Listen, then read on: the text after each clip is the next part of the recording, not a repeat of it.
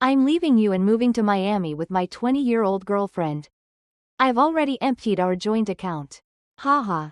The text arrived in the middle of Savannah's workday, sandwiched between helping customers at her boutique. She read the message twice. But her hands didn't shake. Her voice didn't waver as she helped Mrs. Peterson pick out a scarf, wrapping it in the boutique's signature silver packaging with the same practiced ease as always. The only sign that her husband of 12 years had just ended their marriage in the most callous way possible was the slight tightening around her eyes. She waited until the store was empty before responding. Good luck. She could almost picture Brandon, sitting in some overpriced cafe with his new girlfriend, smirking at his phone, expecting her to break down. He had likely imagined her sobbing, desperate, begging for answers, but he had underestimated her. The signs had been there for months. The whispered phone calls he took in another room. The passwords suddenly changed on their shared accounts. The expensive dinners for two on nights he had claimed to be working late.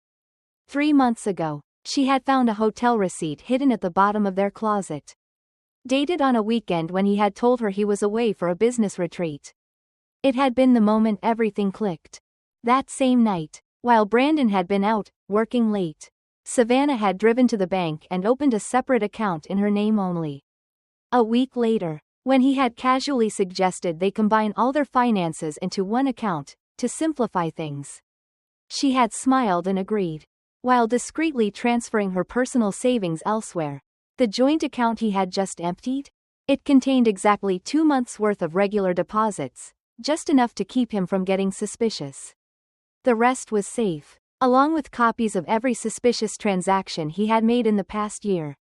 She had been watching, waiting, preparing. When her phone buzzed again, she wasn't surprised. Don't bother begging. Melissa and I leave tomorrow. I'll send for my things later. Melissa, the new receptionist at his office. Savannah had met her at the company Christmas party, a bubbly, naive 20-year-old who had laughed too hard at Brandon's jokes and found excuses to touch his arm. Savannah had known then, but she hadn't said anything. She had simply started taking notes. She didn't respond to Brandon's text. Instead, she called her lawyer, the one she had quietly hired 2 months ago when she had first suspected an affair. It's time, she said simply. He just made his move. Her lawyer's voice was calm, steady, prepared. The papers are ready. I'll file them first thing tomorrow. Do you want me to have him served in Miami? Savannah smiled. No rush. Let him think he's won first. She could imagine Brandon, giddy with his new life, believing he had escaped unscathed. Let him enjoy his victory lap, until he received the legal papers waiting for him. Another text from Brandon arrived. I know this must be hard for you. You're not getting any younger. After all, at least you have your little shop to keep you busy. Savannah actually laughed out loud. Her little shop, the successful boutique she had built from scratch. The one that now generated more income than his middle management position. The same boutique whose profits she had carefully kept separate from their joint finances. Despite his frequent complaints that she was being paranoid, he still thought she was the fool. As she locked up for the night, Savannah took a moment to breathe in the cool air. She wasn't sad. She wasn't heartbroken. She was ready. That evening, she went home, to her house. The one she had inherited from her grandmother. The one she had deliberately kept in her name despite Brandon's repeated suggestions to add him to the deed. Another wise decision, as she gathered the last of the paperwork her lawyer would need. She found their wedding album. She flipped through the pages, barely recognizing the man smiling in those photographs.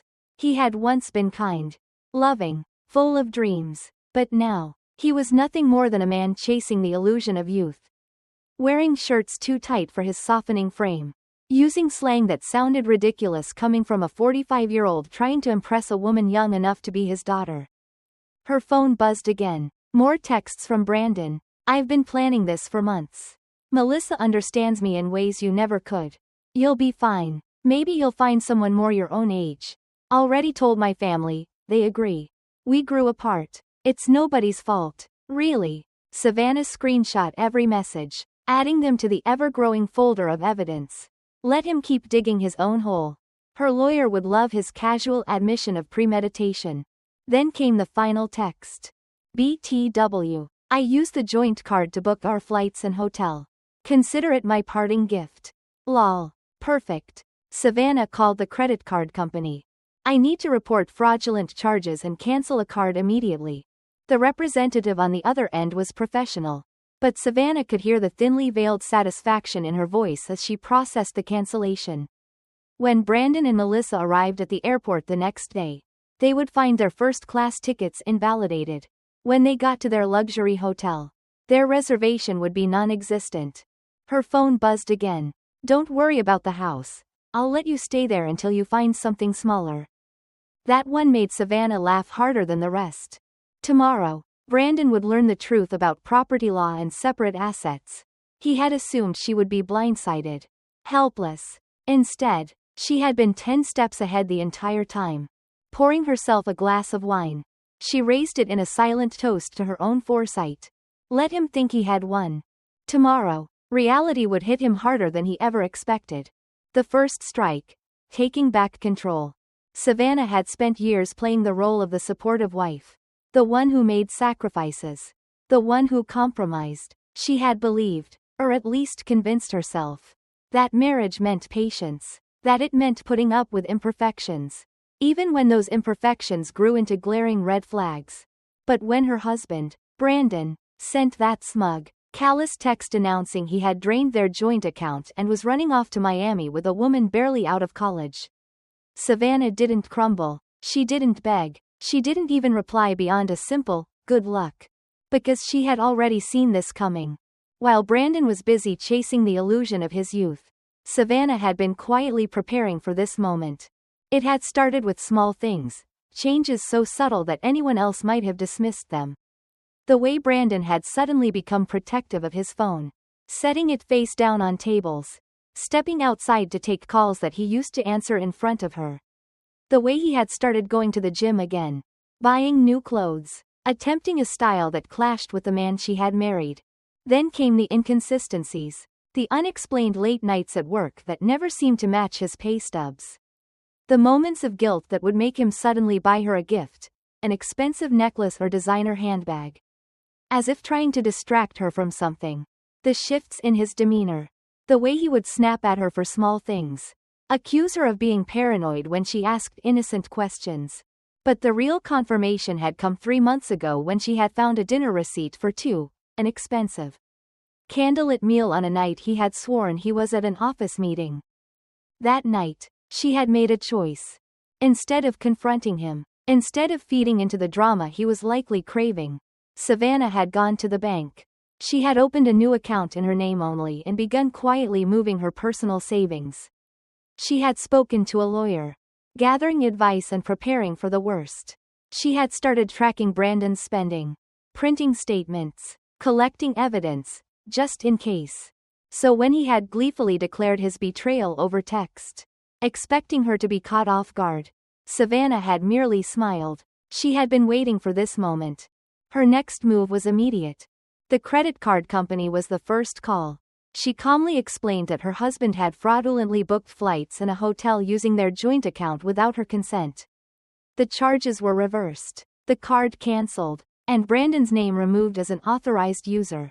Next came the utilities and subscriptions, anything that had her name attached to it. She cut off access to streaming services, the gym membership he had started using so frequently, even the car insurance tied to her vehicle. Then, there was the house. Brandon, in his arrogance, had assumed he could dictate what happened next. He had told her, "Don't worry about the house. I'll let you stay there until you find something smaller." The reality? The house had never been his to begin with. Savannah had inherited it from her grandmother. And despite Brandon's repeated attempts to convince her to put his name on the deed, she had always resisted. He had scoffed, called her paranoid, told her marriage meant trust. Now, trust was the last thing he deserved.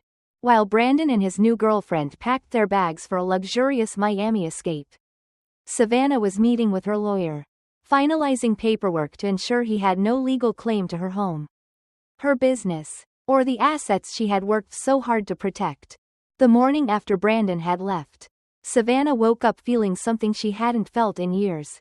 Relief. There was no longer the weight of suspicion, of walking on eggshells, of pretending not to see what had been happening in front of her. Instead, there was freedom. Brandon's arrogance had made him reckless. He had assumed she was weak, that she would be shattered by his betrayal. But in his carelessness, he had given her everything she needed to dismantle him piece by piece. Her phone buzzed again.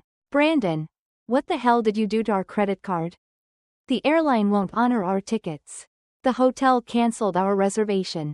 Answer me. Savannah smirked and put her phone on silent. She had a business to run. By noon, the calls had spread beyond Brandon. His mother, Barbara, was the first to try. Savannah, dear, I just heard from Brandon. He's devastated. He says you're being unreasonable. Freezing accounts. Causing problems with his travel plans. Surely, we can be adults about this? Savannah put her on speaker as she adjusted a window display. Did he also tell you that he drained our joint account without my knowledge? A pause. Well, he said he needed the money to start fresh. Did he tell you he used our credit card to book a trip for himself and another woman? Silence. Barbara, I have his texts. Would you like me to read them to you?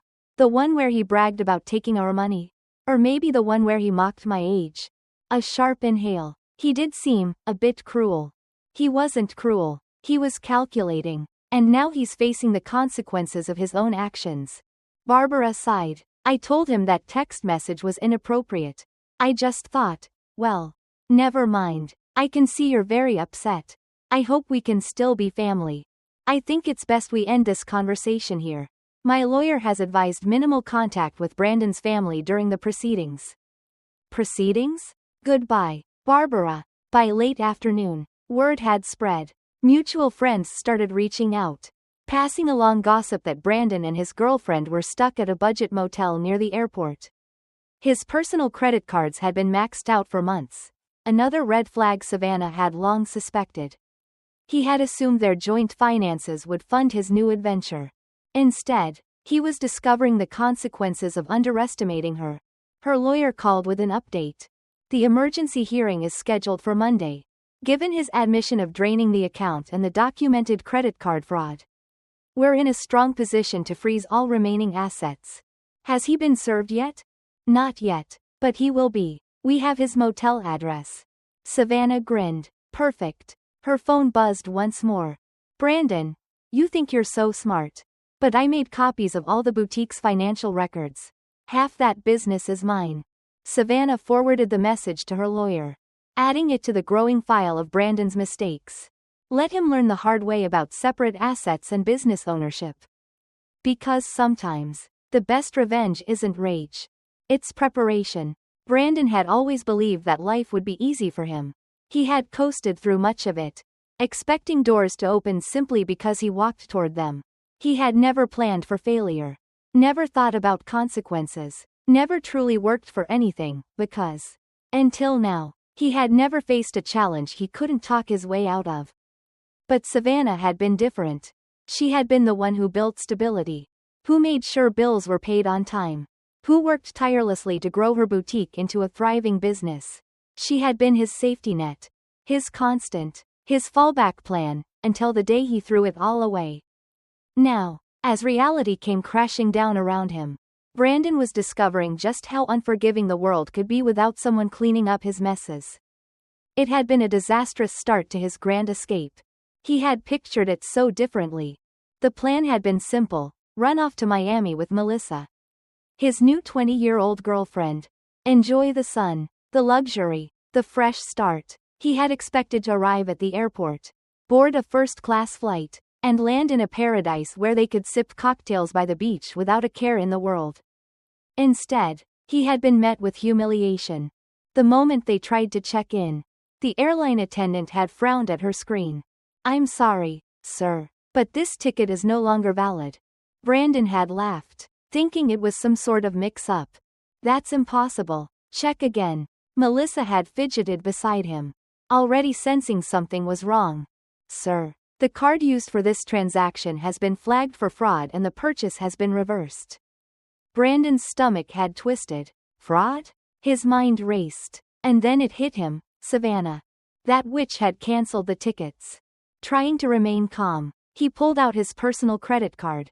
No problem. He just booked new tickets on the spot. Declined. The second card? Maxed out. By the time he turned to Melissa with a tight-lipped expression, she had already pulled out her phone. Maybe I should check hotel reservations. Just in case. Another dead end. The Royal Palm, the luxury hotel where they were supposed to be staying for the next 2 weeks, had also cancelled their booking. Brandon had wanted to scream. How had Savannah done this? How had she reacted so quickly?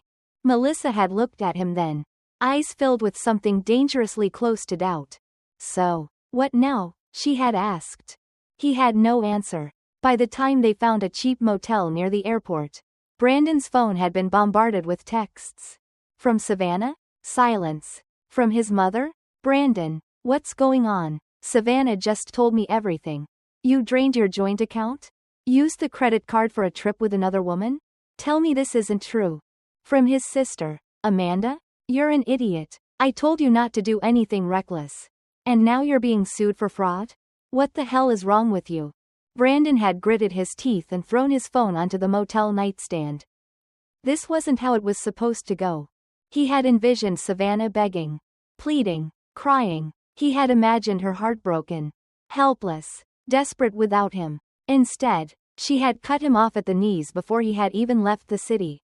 Melissa had scrolled through her phone, lips pressed into a thin line. Babe, I think your wife is coming for everything. She turned the screen toward him. There it was. A legal notice. Savannah had already filed for divorce. And given the financial misconduct, she was petitioning to freeze all remaining joint assets.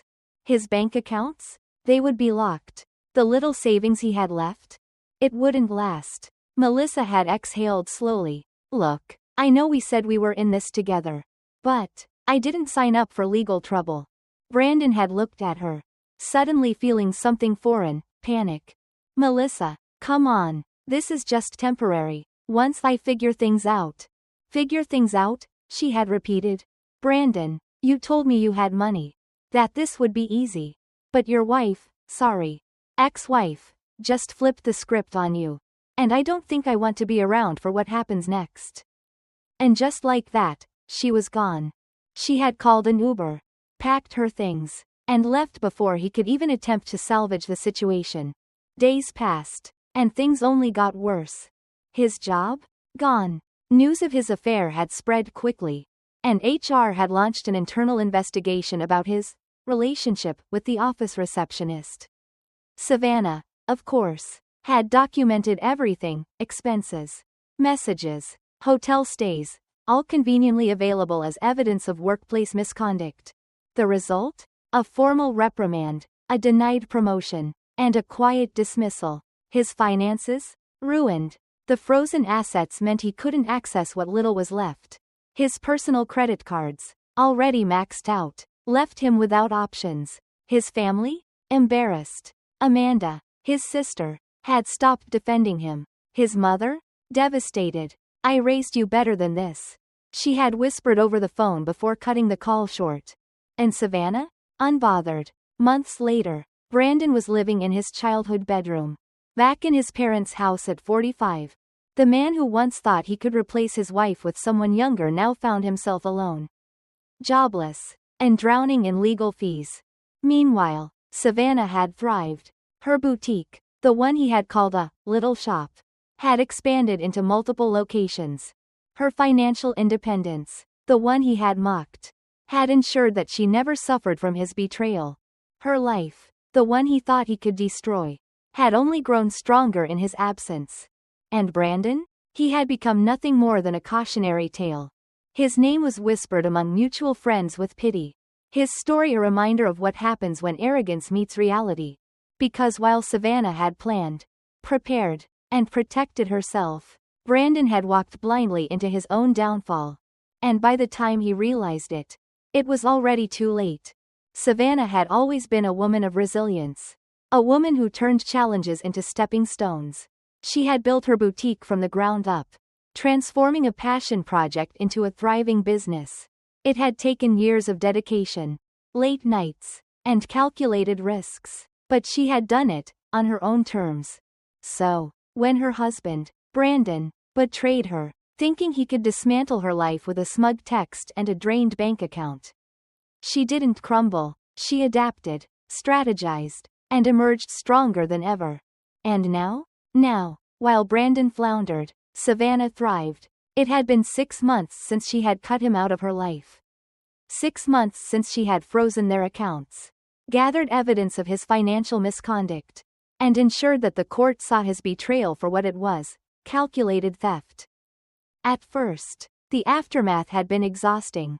The legal proceedings, the endless paperwork, the emotional burden of having to untangle her life from the man she had once trusted, it had taken a toll. But through it all, Savannah had one thing Brandon never had: foresight. She had planned for this. She had protected herself. And now, with the divorce finalized and her business booming, she was finally reaping the rewards of her preparation. Her boutique had flourished in ways even she hadn't anticipated. What had once been a small shop on a quiet street had now expanded to a second location. Sales had skyrocketed, partially fueled by local gossip. Women in the community, many of whom had their own experiences with betrayal, had flocked to her store, supporting her in a way she hadn't expected. "My ex tried something similar," one woman had confided while buying a designer handbag. "Thought he'd take everything in the divorce. Men like that never expect us to be smarter than them." It had become more than just a business. It was a statement, a symbol of independence, of resilience, of what a woman could achieve when she refused to be diminished. Savannah had never set out to prove anything to Brandon, but as news of his downfall trickled back to her, she couldn't deny the satisfaction of knowing that while he had tried to tear her down, she had only risen higher. Meanwhile, Brandon's life had taken a very different trajectory. Stripped of his job, his reputation, and the financial security he had taken for granted, he had been forced to move back into his childhood bedroom, at 45. The irony was poetic. The man who had mocked Savannah for her age, who had left her for someone younger, was now living with his parents, struggling to rebuild his life from scratch. His attempts to date had been met with failure. Women his age weren't interested in a middle-aged man with no stability. And the younger women, the ones he had once charmed with grand promises and feigned confidence, had heard the stories. Melissa, the girlfriend he had left Savannah for, had wasted no time warning her friends about him. "He's manipulative," she had posted online. "Tells you everything you want to hear. But when things fall apart, it's never his fault." Brandon had tried to play the victim, telling anyone who would listen that Savannah had been ruthless, that she had ruined him. But even his own family had stopped defending him. "We had no idea," his sister, Amanda, had admitted during an unexpected visit to Savannah's boutique. "He told us you'd been cold, controlling, that he needed to escape. But then we saw the texts, the way he bragged about taking your money." Savannah had simply nodded. She had no interest in rehashing the past. Brandon had made his choices. And now, he was living with the consequences. Savannah's lawyer kept her updated on Brandon's continued attempts to challenge the divorce settlement. Each petition was denied. His claim that he had contributed to her business? Dismissed, thanks to the meticulous financial records she had kept. His argument that he had been unfairly treated? Laughed out of court, especially after the judge reviewed the very texts where Brandon had boasted about emptying their account. He actually tried arguing that his "haha" text was just a joke. Her lawyer had told her. Amused, the judge asked if "haha" made theft less illegal. By the time a full year had passed, Savannah's boutique had opened a third location. Her story had caught the attention of local business magazines, not as a woman scorned, but as a savvy entrepreneur who had protected her assets and built something lasting. Young entrepreneurs began reaching out for advice. "How did you separate business and personal finances so well?" one aspiring businesswoman had asked. Savannah had smiled, thinking of Brandon's past complaints about her being too careful, too obsessed with keeping records. "The best protection is preparation," she had said, "and always trust your instincts." She had learned the hard way that trust, when given to the wrong person, could be a liability, but self-trust? That was her greatest asset. 2 years after the divorce, Savannah received an invitation to speak at a women's business conference. The topic wasn't divorce. It wasn't betrayal. It was about financial independence, about building and protecting a business. During the Q&A session, a woman had raised her hand. My husband says I'm being paranoid. That marriage means sharing everything. But I feel like I should keep some finances separate. Am I overthinking it? Savannah had met her gaze and given the answer she wished someone had told her years ago. My ex-husband said the same thing. Right up until he tried to take half my business in our divorce. Trust your instincts. Protection isn't paranoia. The boutique chain had grown to 5 locations. The little shop Brandon had once mocked now employed over 30 people. Had been featured in national magazines. And was steadily expanding. Through mutual acquaintances, Savannah had heard that Brandon had finally moved out of his parents' house, into a small apartment above a garage.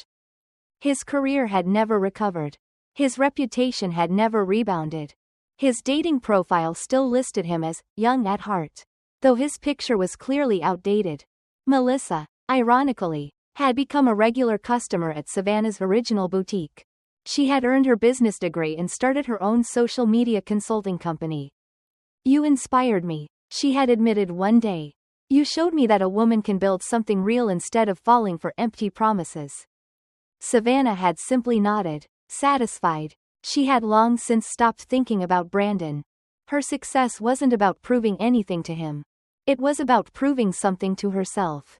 And as she looked around at everything she had built, her thriving business, her financial independence, her freedom, she knew one thing for certain. Brandon had thought his betrayal would break her. But instead, it had set her free. 2 years had passed since Savannah had last seen Brandon in court. His once arrogant smirk replaced with barely concealed panic as he realized just how thoroughly he had lost. His cruel text message, meant to break her, had instead set her on a path of growth, strength, and unparalleled success. She had won, not by destroying him, but by refusing to let his betrayal define her. And now? Now, she was thriving in ways she had never imagined. Savannah had always been ambitious. But after the divorce, she channeled every ounce of her energy into building something greater than herself. The boutique that Brandon had once dismissed as a little shop had grown into a chain of 5 thriving locations. What had once been a single storefront was now a recognizable brand. With high-end clientele and national recognition, business magazines had begun reaching out, intrigued by her story, not as a woman scorned, but as a visionary entrepreneur. One interview had stood out in particular. What's been the key to your success? The journalist had asked. Sipping his coffee across from her in the flagship store's elegantly designed lounge. Savannah had smiled, remembering all the times Brandon had mocked her for working late, for keeping meticulous financial records, for making smart decisions instead of impulsive ones. Preparation, she had replied, and knowing my worth. She had learned a valuable lesson through her divorce, one that extended far beyond relationships. Success wasn't about proving anything to someone else. It was about building something real, something lasting, something that no one could take away. Her boutiques weren't just thriving, they had become a symbol of resilience. Women came to shop, yes, but also to connect, to support a business that represented empowerment. You inspired me, one customer had said, adjusting a silk scarf in the mirror. Not just because you overcame your divorce, but because you didn't let it define you. You built something bigger. Savannah had nodded, understanding exactly what she meant. Because at this point, Brandon wasn't even a thought in her daily life. He had become a footnote in her story, not the main event. Of course, news of Brandon still trickled in from time to time. Through mutual acquaintances, Savannah had heard that he had finally moved out of his parents' house, into a tiny apartment above a garage. His job prospects hadn't improved. The company he had once worked for had downsized. And his reputation, tarnished by the scandal of his affair with a young receptionist, had made it difficult for him to find stable work. He had tried dating again, but it hadn't gone well. Women his age weren't interested in a middle-aged man with no financial stability. And younger women? They had already heard the stories. Melissa, the woman he had left Savannah for, had warned her friends about him. He's all charm until you realize he has nothing to offer. She had written in an online forum. Savannah had laughed when she first heard about it. Not out of spite, but because she had already moved so far past caring. Brandon had thought he was upgrading when he left her. Instead, he had downgraded his entire life. One afternoon, Savannah was at her flagship boutique, reviewing some marketing proposals when she heard the front door chime. She didn't think much of it, until she looked up. There, standing just inside the store, was Brandon. He looked different. His once expensive wardrobe was gone, replaced by an ill-fitting button-down and scuffed shoes. The confident posture he had once carried was slouched. His face aged beyond his years. For a moment, she felt nothing. No anger, no sadness, just distance. "Savannah," he started, his voice quieter than she remembered. She held up a hand, stopping him before he could continue. "This is a place of business. Brandon, if you're not here to shop, I suggest you leave." He hesitated, as if trying to find the right words. I wanted to say I'm sorry." Savannah tilted her head slightly, considering him. "For what, exactly?" He shifted uncomfortably. "For how things ended, for how I treated you." He glanced around, taking in the boutique's elegant decor, the steady flow of customers. "You really built something amazing." Savannah nodded. "I did. Without you, there was a time when she would have dreamed of this moment. A time when she would have craved an apology, would have wanted him to see what he had lost. But standing there, looking at him now, she realized something. She didn't need it. She had already won. Not because he regretted his choices. Not because he had failed. But because she had thrived." Brandon sighed, rubbing the back of his neck. "Well, I just wanted to say that." Savannah smiled, but there was no warmth in it. "And now you have." He lingered for a moment, then nodded and turned to leave. As the door swung shut behind him, Savannah exhaled slowly, and then, she went back to work. Because that was what mattered now. Not the past. Not his regret. Her future.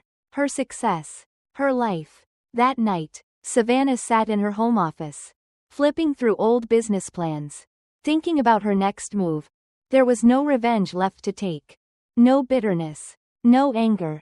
Just ambition. She had once thought success was about proving Brandon wrong. But now, she understood the truth. Success was about proving herself right. Her boutique chain was expanding nationally. Investors had begun reaching out. She had plans to launch a new luxury accessory line. And in a few months, she would be speaking at a major business conference, not as a woman who had survived divorce, but as a woman who had built an empire. She glanced at the framed print on her desk, the same text message Brandon had sent her 2 years ago. The one that had set everything in motion. "Have fun with your little shop. At least it'll keep you busy in your old age." Below it, her latest business award gleamed under the office lights. Savannah smiled. Brandon had once thought he had the last laugh. But in the end, the best revenge wasn't ruining his life. It was simply living hers, better, stronger, and without him. Savannah's story isn't just about betrayal or revenge, it's about transformation. It's about learning that the best response to being underestimated isn't anger, but success. She could have spent years dwelling on what Brandon did to her. But instead, she chose to focus on what she could do for herself. She didn't just rebuild her life, she elevated it. Her journey proves that no one, not a cheating husband, not a manipulative ex, not even the people who doubt you, gets to define your worth. You do. The real victory isn't in watching someone who hurt you fail. It's in realizing that their downfall has no bearing on your success. Because true power comes from within, not from proving a point, but from living a life that no longer requires validation. So if you take anything from Savannah's story, let it be this: your future is yours to build. Never let someone else's betrayal make you forget your own value. If this story inspired you, don't forget to like, subscribe, and turn on notifications to support the channel. Your engagement helps us bring more stories of strength, resilience, and empowerment. Stay tuned, there's so much more to come.